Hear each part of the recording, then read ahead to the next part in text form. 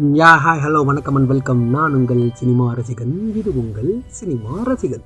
So இப்போது இந்த வீடியோவில் என்ன பார்க்க போகிறோம் அப்படின்னா, அன்பே டயானா அப்படின்னு ஒரு அற்புதமான ஃபுல் கமர்ஷியல் பேக்கேஜ் இப்போது உங்கள் வீட்டு பக்கத்தில் இருக்க தேட்டரில் ஓடிக்கிட்டு இருக்கும். கண்டிப்பாக ஃபேமிலியோட, ஃப்ரெண்ட்ஸோட, எல்லாரோடையும் சேர்ந்து, கிட்ஸோட, உங்களோட என்டையர் ஃபேமிலியோடு சேர்ந்து போய் பார்த்துட்டு வயிறுக்குள்ளுக்க சிரிச்சுட்டு நல்லா என்ஜாய் பண்ணிட்டு வர படமாக தான் இந்த அன்பே டயானா அமைஞ்சிருக்கு. ஸோ ஃபஸ்ட்டு ரிவ்யூ பார்க்குறதுக்குலாம் முன்னாடி போய் படத்தை பார்த்துட்டு வந்து பாருங்கள். உண்மையிலே ஒரு கம்ப்ளீட் என்டர்டெய்னராக இருக்கும் அப்படின்றதுல எந்த ஒரு டவுட்டும் கிடையாது. ஸோ ஃபர்ஸ்ட் ஆஃப் ஆல் படத்தோட பேர் அன்பே டயானா.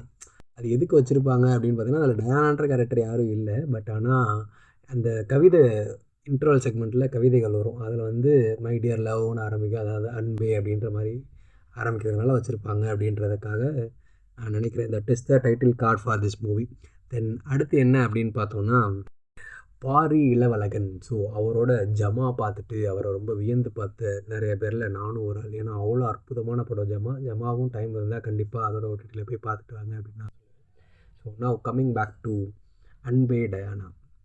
ஸோ படத்தோட கதை என்ன அப்படின்னு பார்த்தோம்னா, அது எல்லா ட்ரெய்லர்லேருந்து எல்லா ஸ்னீக் பீக் எல்லாத்துலேயுமே சொன்ன அதே தான். அதாவது ஒரு தெலுங்கு பேசுகிற ஒரு குடும்பமும் அதோட ஒரு ஆங்கிலோ இண்டியன் பொண்ணு அவர் லவ் பண்ணால் என்ன ஆகும் அப்படின்ற இதை வந்து ரொம்ப ரொம்ப சுவாரஸ்யமாக என்டர்டெயின்மெண்ட்டாக அழகாக ப்ரெசென்ட் பண்ணியிருக்காரு அப்படின்னு தான் சொல்லணும்.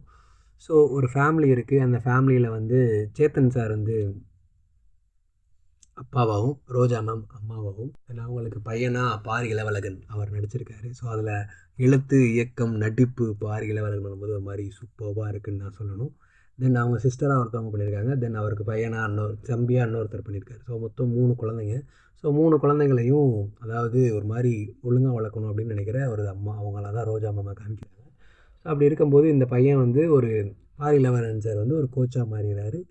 ஒரு கோச்னா விச் மீன்ஸ் கிட்ஸுக்கு வந்து அத்லெட்டிக் ப்ராக்டிஸ் பண்ணுற ஒரு கோச்சாக மாறிடுறாரு. தென் அப்பார்ட் ஃப்ரம் அவரோட இன்னொரு பையன் வந்து ஒரு ஸ்டேட் கவர்மெண்ட் எம்ப்ளாயாக மாறிடுறாரு. சேத்தன் சார் வந்து அதாவது அவங்க அப்பா வந்து ஒரு சென்ட்ரல் கவர்மெண்ட் எம்ப்ளாயர் இருக்குது. ஆரம்பத்தில் காமிக்கும் போதே அவர் வந்து ரொம்ப ரொம்ப ஃபன்னாக ஒரு அப்பா பையன் காம்போனா தரமாக இருக்கணும் அப்படின்ற மாதிரி ஒரு அழகான அதாக வந்து காமிச்சிருந்துருப்பாங்க. அவருக்கும் பாரி சாருக்கும் இருக்கிற அந்த இது வந்து ரொம்ப ரொம்ப அழகாக இருக்கும். தென் அவரோட பேர் பாரி இளவலனோட பேர் வந்து சிஎஸ்கே.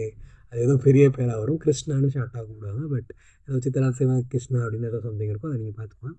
தென் அதில் வந்து சேத்தன் சாரும் இவரும் இருக்கிற அந்த உமன்ஸ் வந்து ரொம்ப ரொம்ப அழகாக இருக்கும். நீங்கள் பார்த்தீங்கன்னா உங்களுக்கு நல்லா என்ஜாய் பண்ணுற மாதிரி இருக்கும். தென் அடுத்து என்ன அப்படின்னு பார்த்தோன்னா, இவர் வந்து ரயில்வே எம்ப்ளாயாக இருப்பார், சென்ட்ரல் கவர்மெண்ட் எம்ப்ளாயாக இருப்பார். தென் அவரோட இன்னொரு பையன், சின்ன பையன் வந்து ஸ்டேட் கவர்மெண்ட் எம்ப்ளாயாக இருப்பார். தென் அதுக்கப்புறம் அதை வச்சு வர காமெடிகள் எல்லாமே சூப்பராக ஒர்க் ஆகிருக்குன்னு தான் சொல்லணும். தென் மேஜிக். ஸோ மேஜிக் அப்படின்ற கேரக்டரில் வராங்க ரம்யா ரகுநாதன். ஸோ உண்மையிலே அவங்களோட ப்ரெசன்ஸ் வந்து படத்துக்கு மிகப்பெரிய ப்ளஸ். அவங்களோட நடிப்புமே ரொம்ப ரொம்ப அழகாக இருந்தது.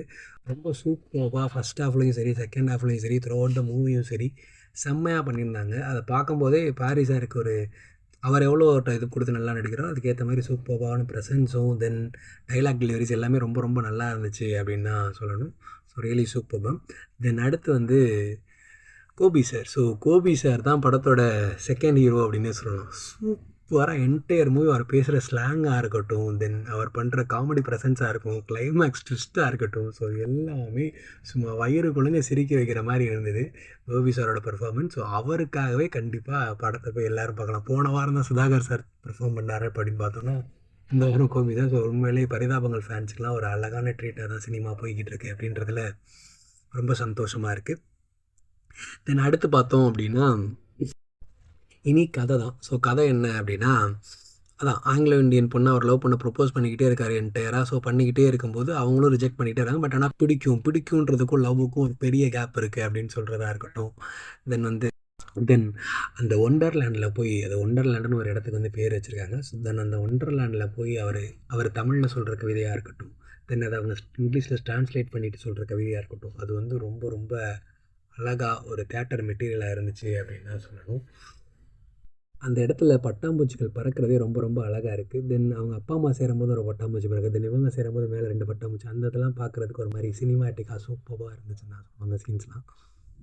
தென் அவங்க ஃபேமிலிக்கு செட் ஆக மாட்டாங்க அப்படின்னு அவர் இன்டர்வலில் நினைக்கிறப்ப ஒரு அழகான இன்டர்வல் பிளாக்காக அது அமையுது. தென் அதே மாதிரி செகண்ட் ஹாஃபில் அதை அவங்களோட கோபமாக இருக்கட்டும், அந்த ரம்யா அவங்களோட கோபமாக, மேஜிக்கோட கோபமாக இருக்கட்டும், தென் வந்து பாரியோட சமாளிப்புகள் எல்லாமே ரொம்ப ரொம்ப அழகாக சூப்பராக ஒர்க் ஆயிருந்துச்சு. அது எல்லாமே ரொம்ப இன்ட்ரெஸ்டிங் வேயாகவும் எல்லோரும் என்ஜாய் பண்ணி பார்க்குற மாதிரியும் செம்மையாக பண்ணியிருந்தாங்க. அவரோட ரைட்டிங்ஸாக இருக்கட்டும், ஸ்க்ரீன் ப்ளே போகிற விதமாக இருக்கட்டும், தென் அவரோட நடிப்பு எல்லாமே ஓவராலாக ஒரு கம்ப்ளீட் ஃபேமிலி பேக்கேஜ் என்டர்டெய்னராக இருந்தது அப்படின்னு தான் சொல்லணும்.